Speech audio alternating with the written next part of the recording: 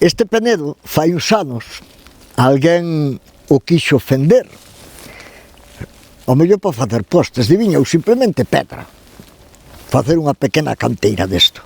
Mira que como se aprecia aquí de as marcas de meter os punteiro e querer fendelo, se notan perfectamente, como se foran dentes. Bueno,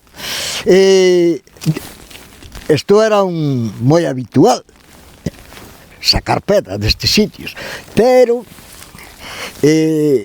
fijarse que normalmente en Galicia os ayuntamientos, parroquias e estos sempre se dividen en accidentes geográficos, un alto, un monte, un rejo, un río, e tamén en penedos como este.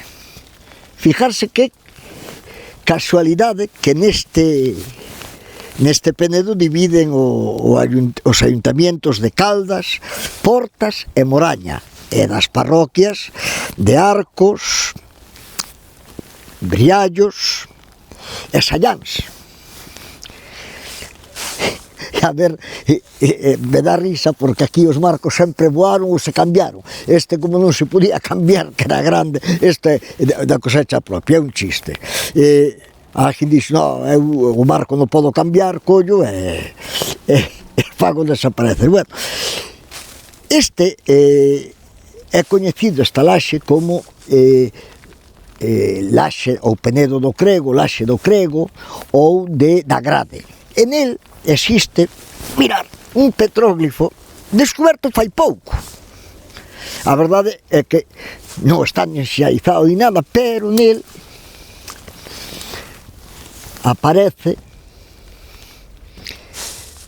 podríase subir e tomar ao mellor un plano máis axeitado, aparece este dibuixo que recorda, ao mellor de aí pode ser que veña o nome de unha grade. A grade era aquel instrumento que despois da labranza, era unha estrutura de madeira, tiña uns dentes cara abaixo para deixar o campo liso despois de pasar o arado.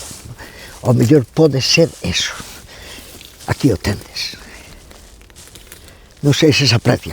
Eu é un consello que dou, normalmente podería jabear por aí, pero isto ten uns miles de anos. Entonces, o andar aí a tecer e andar por encima non se debe de andar, porque, bueno, sofrería deterioro, non? Estas cousas hai que coidalas porque é a testemunha de fai moito tempo. A curiosidade, o petróglifo é o que quixeron fai uns anos que en extremis aí a Guardia Civil e uns veciños parece ser que evitaron o que desaparecera este penedo, este petróglifo e, ademais, o marco que divide estes tres concellos. Aí o deixo. Ala, se vos gusta, dadelle aí. Vale. Hasta